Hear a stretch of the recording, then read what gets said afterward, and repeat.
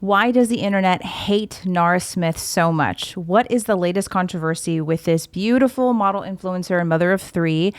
Today, this is what we're going to cover. We're going to talk about the latest Nara Smith drama. And if you don't know who she is, I'll tell you who she is, because she's not only accused of stealing content from other content creators who have a smaller platform than her, but I think she's a very interesting influencer and figure in the space today, because she opens up the door to talk a lot about the trad trend, marriage, motherhood, especially at a young age. She's only 23 years old, 22 or 23 years old, very young, mother of three already. So that's the biggest thing we're going to talk about today. And then after that, we're going to answer this very popular question that seems to go viral online lately. Is coffee an appropriate first date? This is a big conversation now. I've been out of the dating game for a very long time, but I find this question to be compelling because it, again, opens the door for a lot of other things that we can discuss, like modern dating practices, what women expect from men, and vice versa. And then we're going to finish off with this phenomenon of women giving each other false hope about pregnancy at a late age. I'm going to show you a viral tweet of how women are like, yeah, you can totally have kids at 40 or 45 years old. Did you know that most diaper companies donate money to abortion funds and support abortion campaigns? That's why I'm so proud to partner with Every Life Diapers. This pro-life company is openly supportive of mothers, children, families, and the right to life. And they have a wonderful product. Both of my kids use these diapers. Not only are they easy to use and they're comfortable, but they're leak-free, so you don't have to worry about those messes in the middle of the night. I have never had a blowout mess since using Every Life Diaper with my newborn baby, which is very, very rare. I love the product, and I also, of course, love supporting Every Life in their mission. It is so rare today to find a company that is openly pro-life and openly supportive of mothers and families. So that's why I'm so proud to be supporting Every Life, and you can support them too while also getting a fantastic product. Use my code 10GINA for 10% off of your first order with Every Life. And even if you're not a mom and if you don't have kids that are in diapers, it makes a great gift. So if you know a mom who's about to have her first child, or you know families that have multiple kids who are in diapers, this makes a fantastic gift. So use my code 10GINA at checkout and support this amazing company that has an amazing product. So, okay, first, let's talk about Nara Smith and how this drama fits into the conversation of motherhood and the trad trend, etc. If you don't know who Nara Smith is, she's a 22-year-old model who is a very popular influencer, millions of followers on TikTok and Instagram. She's the wife of a Mormon model named Lucky Blue Smith. He has modeled for brands like Calvin Klein, Dolce & Gabbana. They met in 2019. They got married in 2020 after just dating for 6 months. I think if I remember correctly from what I was reading online, they sort of slid into each other's DMs and they talked for a little bit, and then they met, and 6 months later they got married and basically immediately started popping out babies. They have 3 kids, and Lucky also has a child from a previous relationship that Nara is now a stepmother to. I don't know all the names of their kids, but I know that they're very into the I don't want to say new age. They're not new age, but the sort of new names. Like one of their kids' names is Whimsy Lou. Let's see. I'm going to look up their other kids' names because they're kind of strange and funny.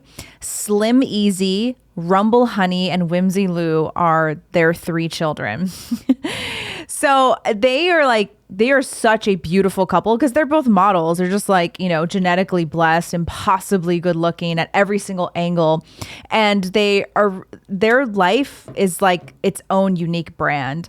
And his name is Lucky Blue Smith. So I think they've sort of like continued that idea of naming their kids something kind of different. It's also like a very influencer thing to do. And you've seen a lot of these satire videos of people making fun of influencers who talk about the names that they really like. And so they're sort of making fun of Nara and Lucky. But anyway, Nara has gained massive popularity over the past couple of years, particularly for her cooking videos. She likes to cook these amazing dishes from scratch. And she has this voiceover on all of her videos where she talks kind of like this. Today, when I woke up, I asked my kids what they wanted for breakfast, and they said they wanted blueberry pancakes. So that's exactly what I made. A very, very relaxing sort of Zen voice. And Some people say that she sounds like she's about to take her very last breath because she sounds so almost like monotone. Anyway, she makes things like Oreos from scratch. She makes cereal from scratch. And she is also sort of famous because when she cooks, she's dressed in the most beautiful outfits. She's a model. She looks like a supermodel.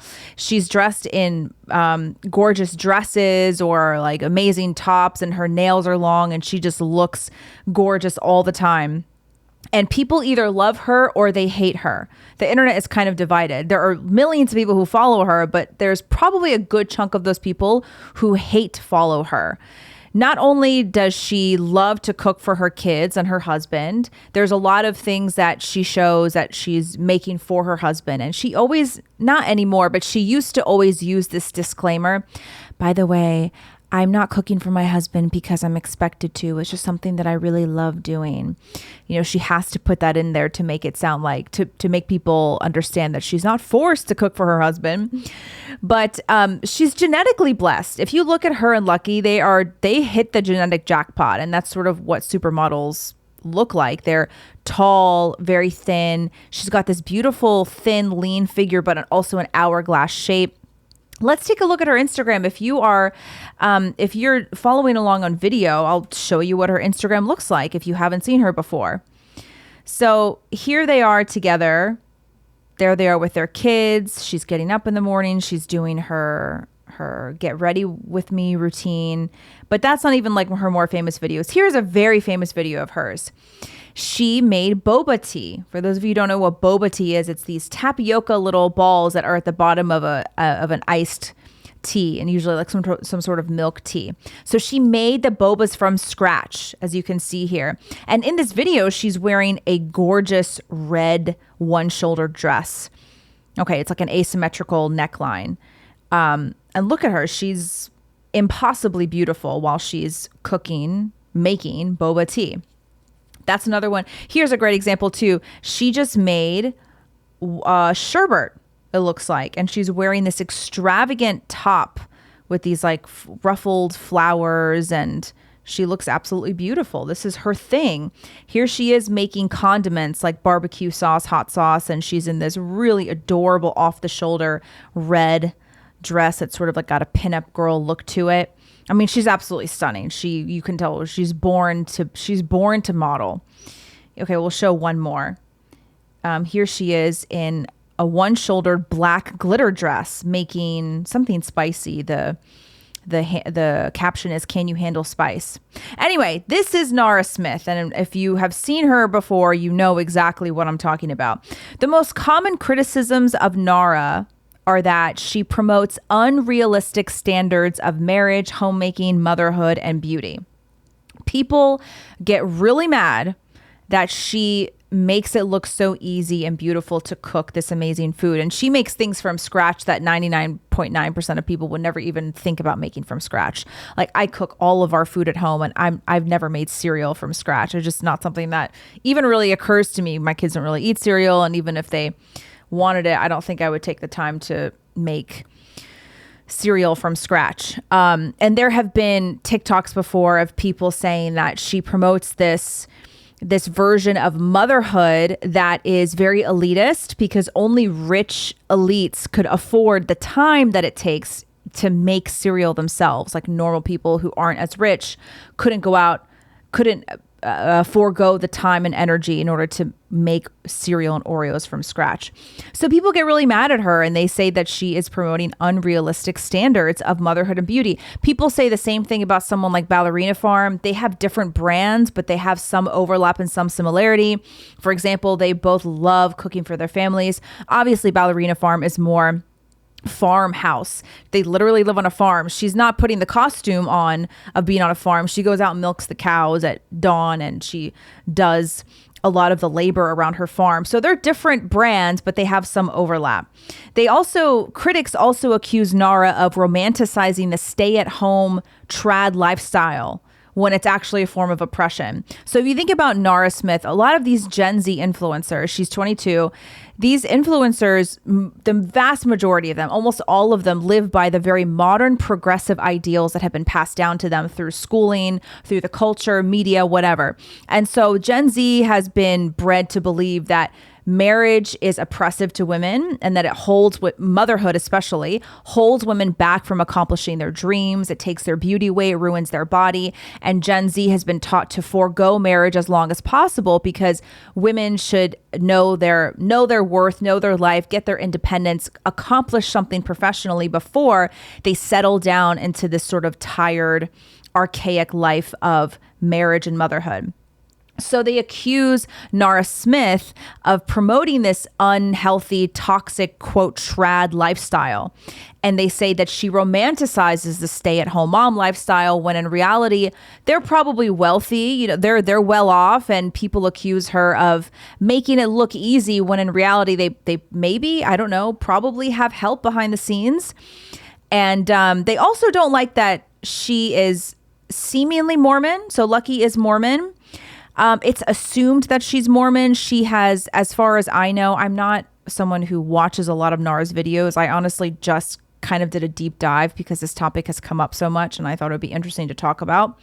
From what I have seen, and you can correct me in the comments if I'm wrong, she has only talked about her Mormonism once. And she has hinted that she's not really like a devoted Mormon. I don't know if she converted to marry Lucky. I don't know if they're practicing. I don't know. But that is, of course, another criticism. Ballerina Farm and her husband, they are definitely Mormon. They're a Mormon family. So it is interesting. There's a lot of commentary online about how the most popular trad influencers today are Mormons. So that could be another conversation. But we're not really going to get into it because we don't know for sure that Nara is like a practicing Mormon.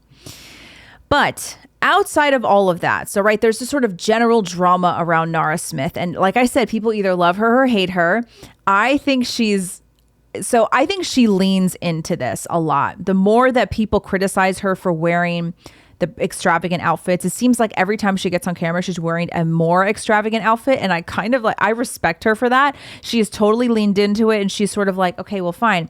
You want to criticize me for wearing like beautiful clothes while I cook? Watch me wear this. And then she wears something even bigger and bolder when she's cooking like sourdough for her family or whatever.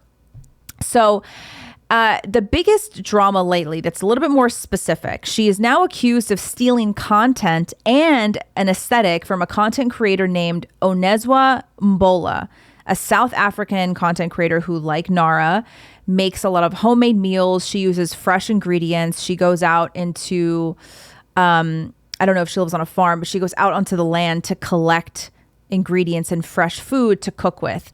And this whole controversy began after Onezwa posted a video saying, sort of cryptically, but a lot of people automatically assumed it was Nara, saying that a, quote, very popular content creator has been stealing her ideas, adding that she doesn't get paid for her cooking content, but this content creator does. So she got online and basically announced that she was going to take a break from TikTok because it's been very disheartening and heartbreaking that this person is stealing her content. And it's pretty clear that she's talking about Nara. Let's take a quick look at what she's saying here. I'm going to kind of fast forward to the part where she talks about it. That would be fine, except in South Africa, we don't get paid for views. And where she is, they get paid for views. So she has been making money off stealing my content. Always managed to change the videos just enough so that I cannot say that they are my ideas. And when I took a break from content creation, I can count the number of brands I've collaborated with over the last 5 years, and probably... You know what? I mean, it's a long video. It's a 5-minute video. We don't need to watch really much of it at all to get the gist of it. The gist of it is that she's taking a break from TikTok because she cannot handle seeing this person steal her content anymore. And when you watch this video, you can tell she's hurt. We don't know for sure. She's talking about Nara. It's very likely she's talking about Nara. She didn't name Nara. She said that this creator even started stealing ideas from her YouTube in addition to her TikTok. And an example that she used was the boba tea video that I showed a clip of it earlier. Oneswa said she was really proud of this recipe and of this video release. And then this creator, seemingly Nala, turned around and did the same exact thing just days later. And Oneswa said, she's making thousands of dollars, but I'm not making much. I don't really get many brand collaborations. I'm disheartened. I'm heartbroken. And she started crying on camera. And she's saying that it's really discouraging, and she wants to basically just take a break because it feels like everything that she does, Nara copies. I don't know exactly what other recipes that Nara supposedly copied other than the boba tea one. I'm sure if you have been following this controversy, you can tell me in the comment section what other recipes that Nara made that apparently came from Oneswa. Ladies, did you know that if you have a menstrual cycle, you should be taking a prenatal multivitamin every day? Not only if you're trying to get pregnant or if you're pregnant or nursing. The prenatal multivitamin is great for women in their childbearing years, regardless of your pregnancy plan. So if you have a menstrual cycle, you should be taking a prenatal multivitamin every day. There are so many nutrients in here that are important for healthy hormones, a healthy menstrual cycle, a period that's much more manageable. It'll help reduce your menstrual cramps and PMS symptoms. And there's so many things in here that your body needs if you still have a menstrual cycle. And it's especially important to find a prenatal that has folate instead of folic acid. And it's actually kind of hard to find. There's so many prenatals out there that use folic acid, which is the synthetic form of folate that's not bioavailable to the body. So I highly recommend the First Form prenatal multivitamin. I've been taking this for 5 years, long before my first pregnancy. And it's a fantastic product. It gives you so much energy in the morning. It really helps to regulate your mood and your menstrual cycle. So I highly recommend it. Please use my affiliate link in the description in the show notes. Just click on that, make your first purchase. This company is also fantastic. They're very pro-America and patriotic, so it's a win-win. You know, you're supporting a company that has the same values as you, and they have excellent customer service. So if you need to make a return, it's 100% money, 110% money back guarantee. And let me know if you guys have any questions about the products. So the internet went wild and rabid toward Nara. And they even went back to Nara's old videos and started comparing the way that she used to talk versus now. So we can take a look at this video because it's just, I don't know, it's just funny to me. The fact that somebody went to her old videos and they're like really digging up dirt. I'm telling you, when people hate Nara, they hate her. And when people love her, they love her. But when they hate her, they will go to the depths of the internet to prove that she is, I don't know, horrible or copying Onesma or whatever. So let's look at this video here. So this person shows what she talked like, what Nara talked like before she apparently discovered Oneswa's content, and then you'll see after what she talked like after she supposedly discovered Oneswa's content. So here we go. Make a kale and white bean salad with some salmon. Let's start by making the crispy lentils. He requested his mom's chocolate cake, so when everyone went to bed, I started baking. I combined some water. Okay, so that was apparently proof that when she saw Oneswa's content, she stole the aesthetic. I don't really personally see it. I'll get into my thoughts a little bit later. But a very interesting part of this whole controversy is that, of course, racism came into the conversation. A racism in the form of colorism. So now you have all these Gen Z content creators who are coming out and saying that this is a classic example of colorism. Of course, they have to turn everything into this Marxist model of oppressor versus oppressed. That is probably one of the biggest stains of the Gen Z generation. Honestly, a lot with millennials too, but more with Gen Z. They apply the Marxist lens to everything. They cannot enjoy anything without naming oppressor versus oppressed. They can't enjoy a movie, a TV show, an influencer online who just cooks for her kids. They can't enjoy anything without applying this Marxist lens and accusing somebody of being the oppressed and somebody else of being the oppressor. So Nara is more light-skinned. I think she might be half black. I'm not sure, but she is light-skinned and lighter skinned than Oneswa. So now you have these content creators coming forward and accusing people who like Nara more than Oneswa. They're being accused of colorism. So they're saying that all these followers, Nara's got millions of followers, Oneswa's got hundreds of thousands. And the reason that there's this discrepancy is because Nara is lighter skinned. And the racist white people subconsciously have a preference for Black people who have lighter skin because all white people are inherently secretly racist. We've been told that for years now, especially since 2020. All the white people, anybody who's not Black, they have some sort of racism inside of them. So this is now part of the accusation against Nara, is that she is more liked. She is followed more because she has lighter skin and because she's married to a white man. And this is just another example of how colorism is a subtle form of racism, and it's taken over our society. You even had this content creator. I would play the video, but it's got music on it. I'd get a copyright strike. He says, this is such a knife in the heart for Black people because you're behind enemy lines and you realize that you're not really one of them, because if you have light skin, then white people prefer you. And it's just absolute nonsense. It's nonsense. And all of this because of a boba tea video. So that's the major controversy. And people are in Nara's comment section now, and they're saying horrible things and they're accusing her of this and that. And they're fully convinced. People are fully convinced that Nara has based her entire profile and her entire page off of Oneswa's content. So I took a look at Oneswa's page, and she does make a lot of stuff from scratch. However, this is the world of content creation. Okay. There will always be someone who is more successful than you, has more followers than you, who is more liked than you are, who sells more things online, makes more money online than you do. People borrow ideas and get inspiration from one another all the time. All the time. And if you don't have thick skin as an influencer online, you're really not going to make it, because at the end of the day, there will always be an influencer who has more followers and who is more successful online than you are. And Nara, she's, again, genetically blessed, born to be a model. And of course that matters online. Okay. You guys know, if you've watched my show before, I don't play the pretend game where we pretend like things don't exist when they very clearly exist right in front of our nose. When we're talking about influencers, looks play a big role, not the only role, but looks play a big role in how many followers you're going to get. And Nara is stunning to look at. She's very unique. She has a unique beauty. She's got the perfect figure after having 3 kids. She dresses beautifully. She and Lucky just have this, they have a vibe about them. They have a beautiful look that people want to see, they want to follow. She is not more famous than Oneswa because of the color of her skin. She's not more famous because she supposedly steals recipes from Oneswa. Nara she's kind of born to be looked at.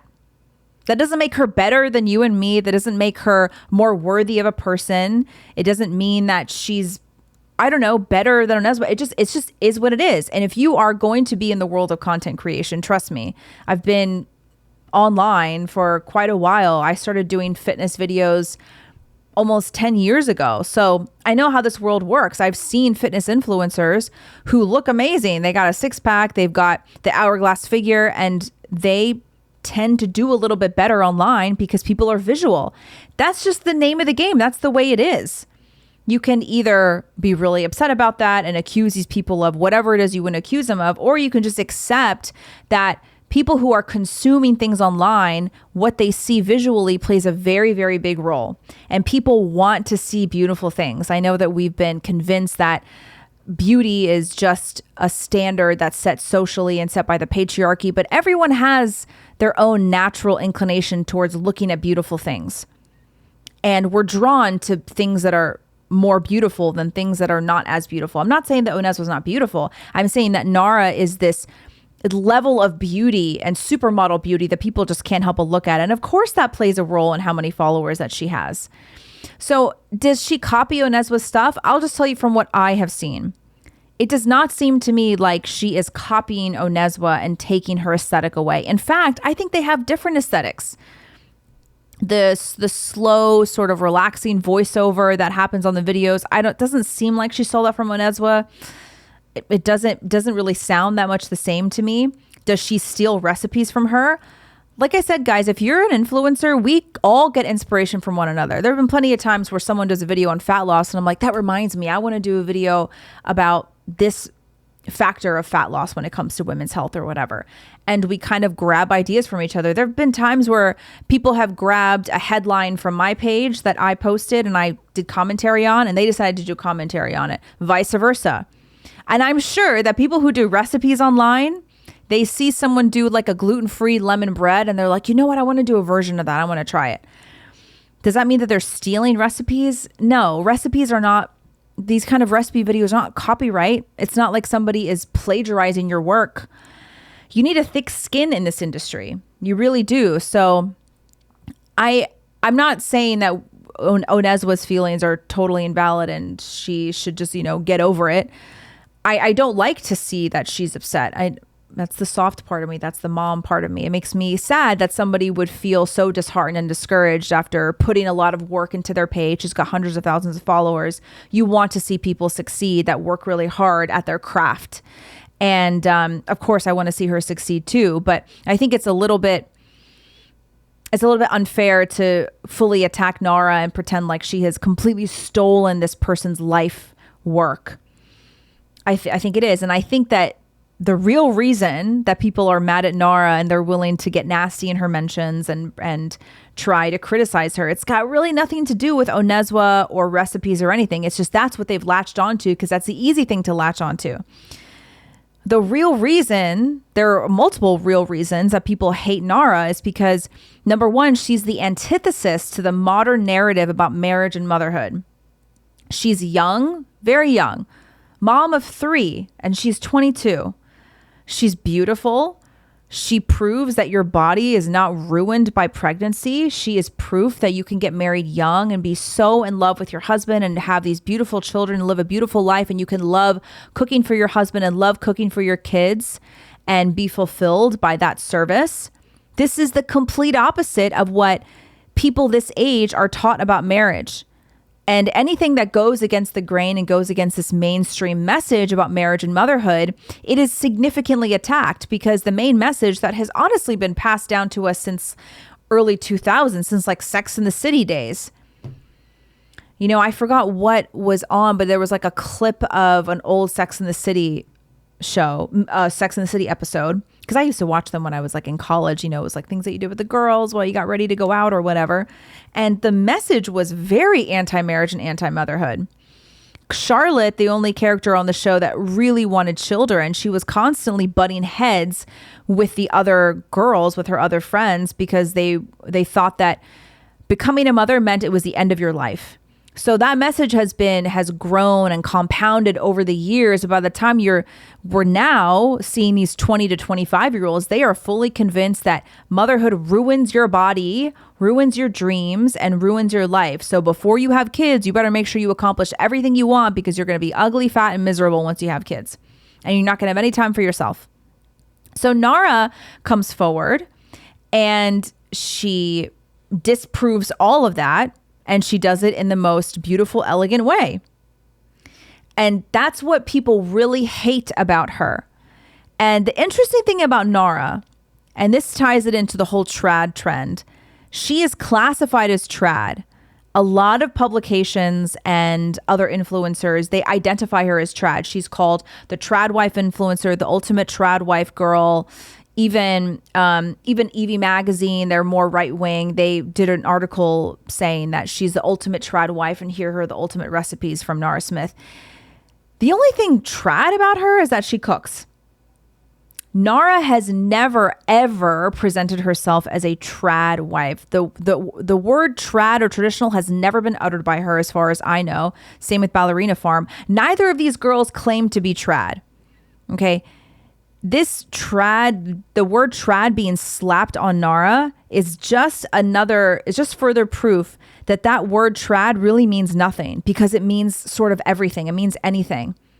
And this is one of my criticisms of the word trad, of the trad trend, is that what does trad mean? To some people, trad means that you stay home, you don't work at all. Your husband is the only one that brings an income, and you cook and you clean, you do everything for the house, and you don't work. If that is the definition of trad, Nara is not trad, because she has talked before about how she's a working model. she's talked before about how she and Lucky split up kid duties and they get help from either family or hired help or whatever, so the kids can be taken care of while they do their thing. She's still, I don't know if she does modeling gigs, but I know she does events. I've seen her do interviews and she like walks the red carpet or whatever. She is working. She's not a stay-at-home mom that doesn't ever work. And she has a very successful online brand, obviously. So by that definition of trad, Nara is not trad. Okay, so what does trad mean? Does trad mean that you just cook for your family?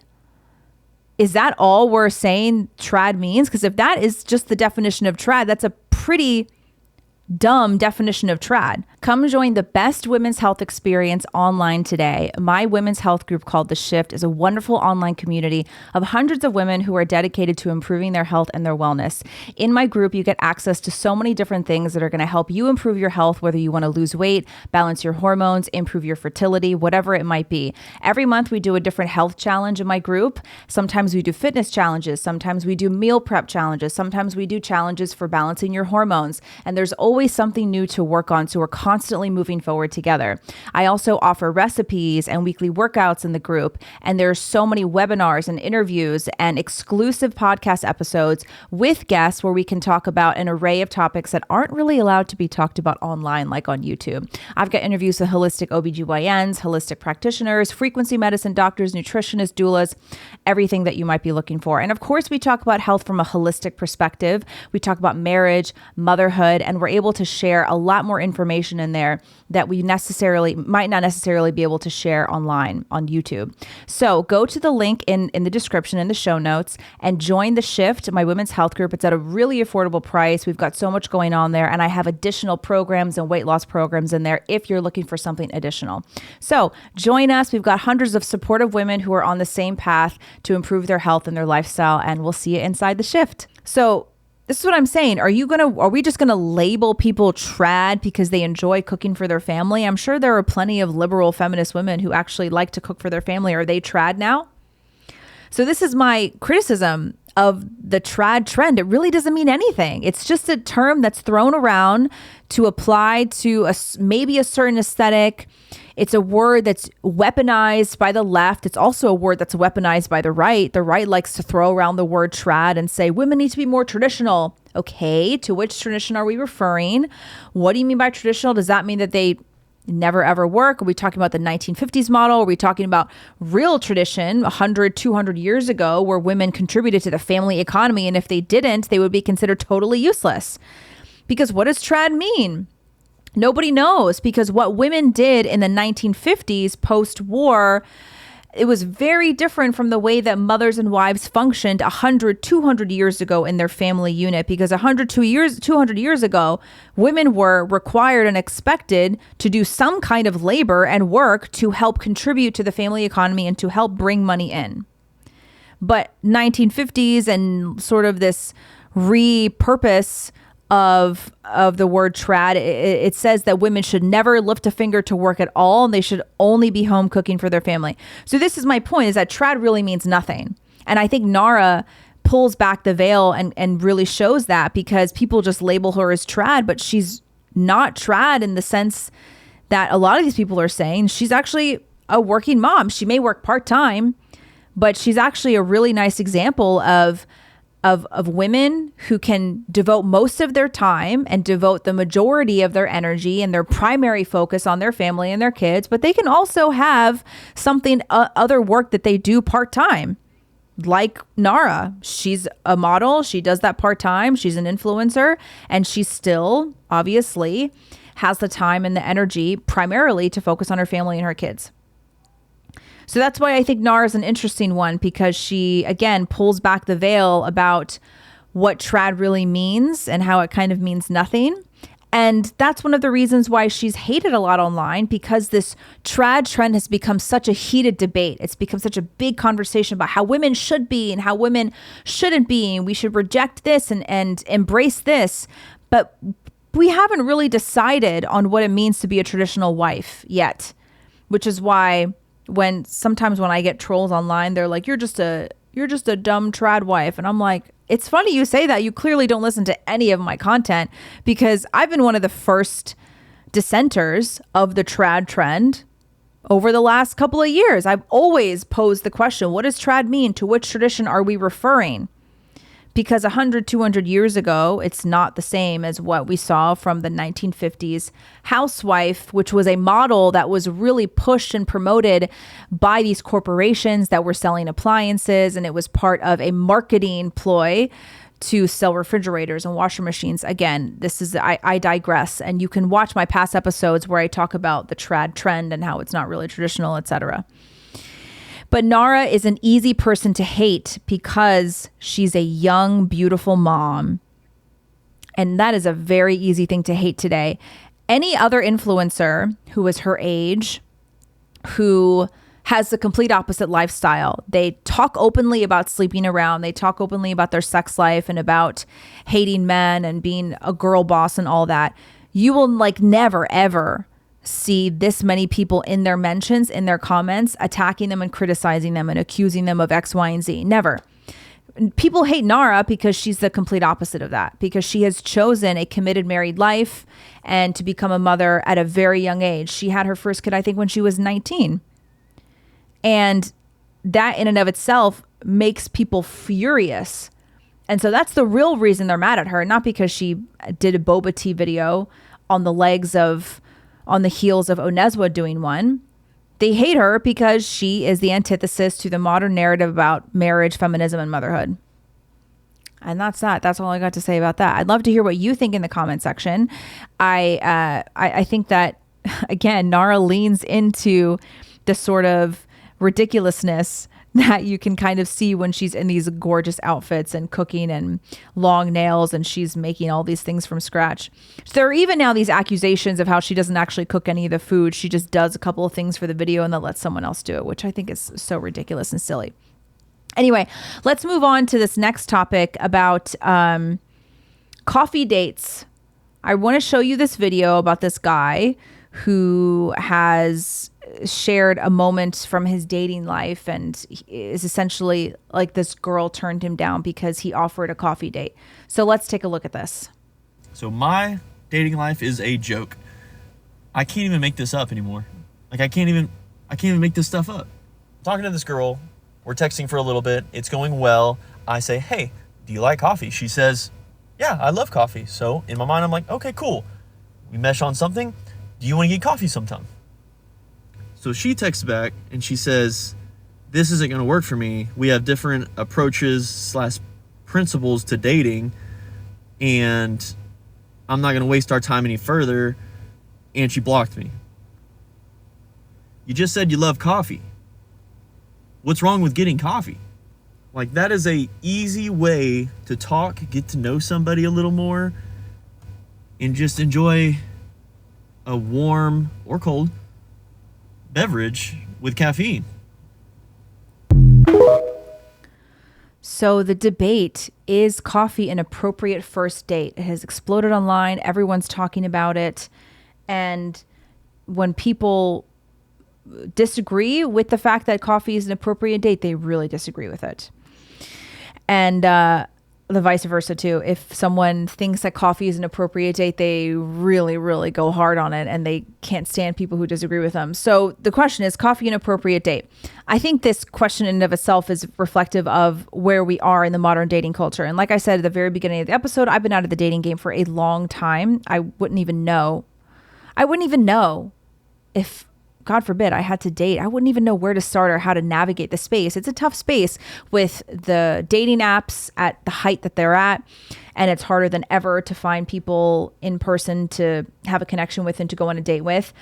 So this question, is coffee an appropriate date? I think 10, 15 years ago, I don't think this would have even been a question.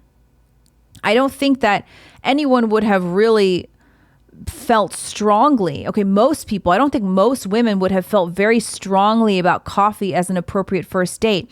But today, because the internet is just saturated, oversaturated with all this content about dating, masculinity versus femininity, how women should be treated, how a man should approach dating, how he should lead, how he should spoil the woman. A woman should be treated like a queen. And then there's also that discourse online, men saying that they need to spoil women less because look at the divorce laws and the marriage laws in this country. They're significantly skewed towards women, and men usually suffer from a lot of things that happen in the court when it comes to marriage, divorce, and custody and all that. So you should act with trepidation when it comes to dating women, especially in the beginning. Don't give her too much, right? All this discourse, oversaturated. There are so many dating gurus online. People are telling men how to date, telling women how to date. It's just become this cacophony of noise about what men and women should do when they're dating. 10, 15 years ago, I remember when I was especially in college, this was not around. We didn't talk about this the same way that we do today online. And in a way, I think that was a good thing because both men and women were able to approach dating with more of an open mind. They approached it in a little more relaxed way. Dating apps were not really a thing, so people would go out and just be open to meeting and not worrying so much about how they appeared on social media, how they appeared on their dating app, and not worried so much with this legalistic concept of dating. I feel like now both men and women have a list. I think women more so. Okay. I know sometimes people think I just like to bash women on my show. No, I just talk about things more from a female perspective. And I think if we're being honest here, let's be honest and say that women have a much longer, more comprehensive list of what they're demanding and what they're looking for from men than men do about women. Particularly in the early stages of dating, women have just, their list is getting more and more detailed. The list is getting longer. And on this list, many times they claim that coffee is not an appropriate first date. They deserve to be wined and dined. The way that you approach your first date says a lot about the way that you're going to approach your relationship and your marriage. And they're approaching it from a legalistic sense. You got to check off the check boxes. You got to do this. You got to do that. I think it kills a lot of the spontaneity. It kills a lot of the romance that could arise from letting things naturally progress. When you have so many rules, when you have so many boundaries, and you have so many things on your checklist that man must meet, then it really kills what could possibly be if you just let things sort of flow. And I know that it's harder to let things flow, first of all, because there are fewer men that are really interested in long-term relationships and marriages. And secondly, because quite frankly, unfortunately, like I've spoken about in previous episodes, women are waiting longer now to settle down and get married, which means they're waiting longer to date seriously. So by the time they're ready to date seriously because they're looking for a husband, they're a little bit older and they feel like their clock is ticking. Time is running out. Even if they can't articulate it to themselves, even if they aren't able to identify that feeling, subconsciously they feel like it's got to happen. I got to find somebody soon. So I have to weed out all of the guys that are not going to be appropriate for me, that are not looking for something serious. And what they do in that thought process is they weed out all of the guys who might want to just take them out for a casual first date because they feel like if that guy wants to approach things casually in the beginning, they're not going to want to approach a relationship and marriage seriously down the line. So I shared this TikTok on my Instagram stories and I put the poll. I said, is coffee an appropriate first date? Overwhelming, I think 90% of people said yes, it is. 10% said no. But again, I have a certain audience that would agree with me because most of my audience is married. Most of my audience is like in their 30s or 40s, at least on Instagram. Here on YouTube, I've got a younger demographic. So I'd be curious to hear what you say. Is coffee an appropriate first date? And I also got a lot of messages from married people who said that they first met their husband or their wife on a coffee date or something similar, where they just went for a walk. They grabbed a quick bite to eat, something over the counter, or they met and did something very casual in the beginning rather than the stiff, more fancy dinner date. And it resulted in a very long relationship and a very long marriage with multiple kids. And I thought that was interesting because a lot of these women also said, I got a few of these responses independently, and I thought this was interesting. They said, if you asked me this question 15 years ago, I would say yes, coffee is an appropriate date. But if you ask me today, and if I were dating today, I would probably say no. And that's because they're older now and because they see things a little bit differently. But this is why I think that with all of this content about dating today, there's nothing wrong with listening to people, certain people who have a good head on their shoulders, about how to properly vet a person. I can understand how people now want to approach their dating life the same way they approach their career. They want to approach it with a system. They want to approach it with certain rules and boundaries that's going to help protect them and help them be successful, because they want to be successful in their dating life the same way they are in their career. I get that. But again, what it has done is it's really taken a lot of the spontaneity and magic away from dating. And it's unfortunate because I do think coffee is an appropriate first date. I actually think it's kind of nice to do something casual. My first date with my husband was not coffee. We did a dinner thing, but it was pretty casual. He took me to this, it's a nicer pizza place in San Francisco. And I really enjoyed it. He took me there because he knew the place. He knew exactly what to order that I would really enjoy. And it was a really nice, more casual first date. And it was relaxing and it worked for us. I'm not saying it has to work for everybody, but I think that it's to women's detriment to put all of these parameters and rules on how to date in the very beginning. I think it I think it prevents them from being open to certain guys that they may not be open to, and guys that could be a really great boyfriend or husband one day. When somebody shared this on Twitter, most of the comments were like, man, you dodged a bullet, dude. You dodged a bullet because that woman sounds really high maintenance, etc. Any woman worth marrying will be fine with a coffee date because it's a quick way to see if you have mutual chemistry, see if anything in common, etc. People say that's a huge red flag.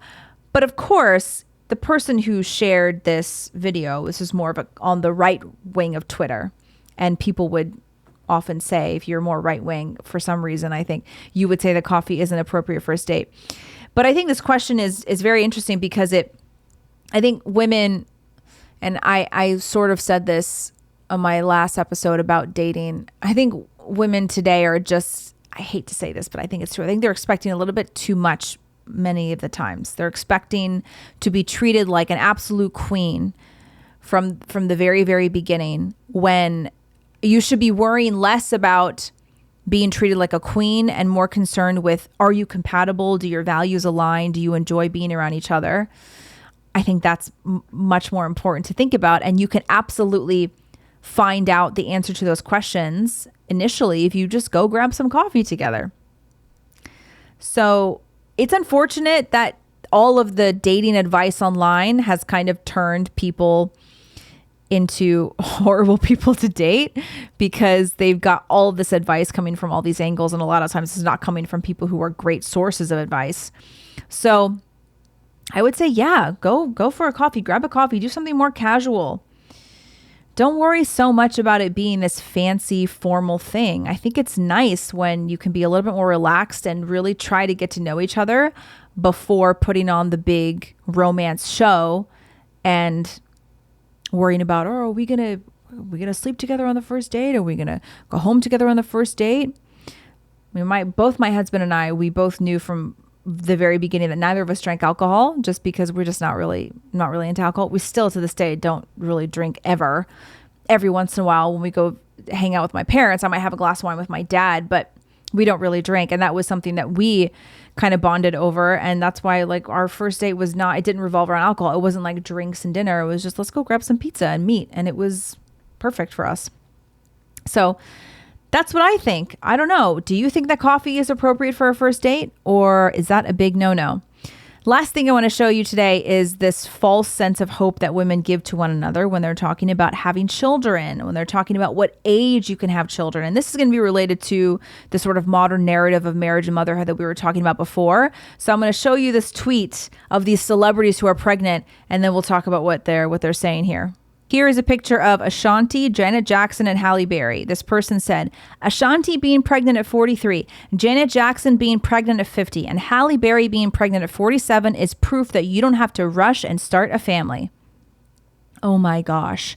And then when Gordon Ramsay's wife, I think she was early 40s, they just had their sixth child. When they released the news, everybody was saying the same thing. They were like, women, this is proof. You don't have to have kids right away. You can wait a little bit. I hate seeing this kind of response to these celebrities having kids in their 40s, because what women just don't understand, because the girl who shared this obviously does not have children. She's not a mom. Women don't understand that these celebrities, again, Kourtney Kardashian, great example. She had her third or fourth kid when she was 42, 43 or something. Women use her as an example. You don't have to get kids. You don't have to get married and have kids right away. You can wait until you're 40. All of these celebrities have a lot of money, probably endless amounts of money to spend on fertility treatments, on IVF, on egg retrieval, whatever it might be. They've got so much money to spend on this, and they have a lot of time to spend on this. So it is not useful or productive to tell a 20-year-old woman that you can wait until you're 40 to have kids because Janet Jackson did. It's not helpful. I'm not saying that you have to tell women to get married and have kids when they're 20 just for the sake of it. No, I'm not saying that. But we have to be realistic about fertility to women. We have to be realistic. And this is not realistic to say that Halle Berry being pregnant at 47 is proof that you don't have to rush and start a family. That's not proof that you don't have to rush and start a family. Okay. We should not be telling young women to base their fertility plans on celebrities like Kourtney Kardashian and Gordon Ramsay's wife. No. I shared on Twitter a few weeks ago, I interviewed an OBGYN and a midwife, and they both anonymously told me independently, they were obviously not interviewed at the same time, independently, that women who have children younger, like in their 20s, they perform much better with pregnancy and birth than women who are a little bit older. This OBGYN also even told me that when he has to deliver young women, like 18, 19, 20 to 23, that sort of age group, he says that generally, not all the time, generally, they go through labor much easier. They're much less likely to tear, and their bodies bounce back quicker. Almost like biologically we're designed to have kids when we're young. Interesting, right? I shared that online, and I also shared that the midwife said that if you have kids starting at a younger age, it's much easier to have kids throughout the rest of your life, throughout the rest of your childbearing years. Much easier. She said, but in my work, she said, I've noticed that if you start having kids in your mid 30s, it's harder. It's harder on your body. Your body's not used to birth because you didn't start having birth earlier. And she said that her friend, who was also a midwife, said this on her Facebook page, and she lost work because of it, because people were really offended by that idea. I shared these sort of like snippets of the interview on Twitter. People went crazy. It was actually one of my most viewed tweets on Twitter. People went nuts. They called me antinatalist, like the rad femmes, the radical feminists. They called me an antinatalist because I don't know how you could possibly say that's antinatalist, but they were calling me all sorts of names and telling me that it was a horrible thing to tell women. And then there's this one girl on Twitter who shared that the age that women used to stop having children was 42. And she thought this was proof. She said, 100 years ago, women stopped having kids when they're 42. So what you're saying doesn't make any sense. And I said, oh yeah? What age do you think those women started to have children? 18, 19? Of course, it's easier to get pregnant when you're 40 if you started having kids earlier than it is to get pregnant at 40 if it's your first child. That's just the name of the game. That's how it's always been. I don't exactly know how the scientific reason behind that, but everyone knows it is so much easier to get pregnant at 40 if you have been having kids for years. If you started having kids at 25, even if you start having kids at 30, it's much easier to have another child at 40 than it is to have a kid at 40 if you've never had a kid before. Now, again, I'm not saying all this to rush women into having kids at a young age. It's much more important, as I've said in many previous episodes, it's much more important to choose the right husband and be ready for kids. That's more important than it is to just have kids when you're young. But age does matter. And that's one of the reasons why the birth rate has gone down, because women are just simply waiting a little bit too long. And then they're realizing that it's really hard to have kids in many cases when you're 35 to 40 for the first time. They're realizing that it's not as easy as they thought it would, especially if you're not at optimal health, which, let's face it, most American women are not at their optimal health. So I'm just saying that we need to be realistic and be honest with women that there's no reason to get married to the wrong man. But if you know you want to have kids one day, and if you're 22 years old, don't put off dating seriously until you're 30. Date seriously now and be conscious about who you're spending your time with, about what kind of guys you're dating. Don't waste the next 8 years just dating random guys because they're the bad boy and they're hot and they have no interest in marrying you. No, if you know you want to have kids one day, don't push it off until you're 35 or 40, because it will be harder. And just because Ashanti is pregnant at 43 doesn't mean that it will be very easy for you to do it. I mean, even Kourtney Kardashian was honest about how difficult her IVF treatment was. And this is, how much is she worth? What is she worth? Like 100 million or something? Let's see. Just for the heck of it. Kourtney Kardashian net worth. She's worth, 65 million. And if the IVF treatments were hard for her, and she did all kinds of holistic alternative treatments too, lots of money spent on IVF and fertility treatments. If it's hard for her, how hard do you think it's going to be for you? What, your average salary is $100,000 a year? You think it's going to be easy for you to try to have kids at 42 for the first time? So yeah, you don't need to get married right away and have kids at 23 just for the heck of it. But you do need to know in the back of your mind that it's going to get harder as you get older. And it is a good idea to seriously consider having kids at a young fertile age. Okay. And yes, our ancestors did have kids older, 35 to 40, like the past generations. They stopped having kids at 40, but that's because they started having kids very young. Like, we were talking to a friend from church. His grandmother had 9 kids, started having kids when she was 17 or 18 years old. She was Mexican. Mexicans have kids so young. She started having kids at a young age. And then she had 7 kids and thought she was done. And then her first child, or one of her kids or whatever, was having their first child. And she found out that she was suddenly pregnant with twins, and she was like early 40s or something. So it was a shock, but she is so much more likely to get pregnant at 40 or 42 because she's been having kids since she was 18. And that's why you can't just take this statistic and be like, oh, look, women were having kids until at 42, 100 years ago, so why can't we? You can't just look at that without the context. The context is that they were having kids from a very, very young age. And when your body is used to having kids, your body knows how to get pregnant and how to go through pregnancy and birth and all that. It'll be much easier for your body to do it again. So keep that in mind, ladies, okay? It's not a great idea to just put it off as long as possible. I mean, I had my first kid when I was 32. It was pretty easy for me. We got pregnant literally in the first try. We're like, okay, let's try it. And then a couple weeks later, I was pregnant. But I'm someone who is healthier than the average American woman. And you can be too, but I wish I started earlier just because I wish I had kids earlier. It just would have been nicer to have more time to have more if I wanted, you know? I told my husband, I was like, I wish we met when I was like 21. We could have like 10 kids. And he's like, no, I don't wish that. But it is good to start thinking seriously about motherhood when you're at a young enough age, so that it's also easier to bounce back. I'm not talking about the weight loss, the postpartum. I'm talking about the energy levels.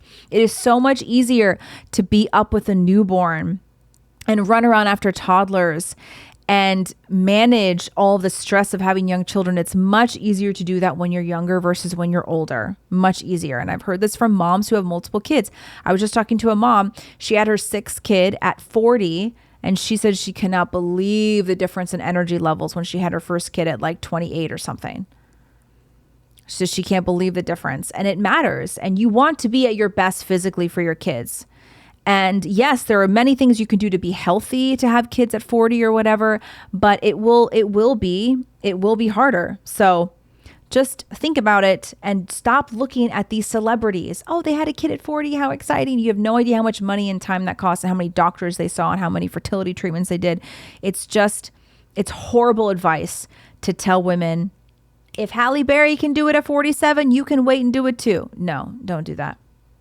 That's all I have for today. Don't forget to like the video. Please subscribe to my channel. Recommend the channel to friends. Even if you think they'll hate me, that's fine. Let's spread the love anyway.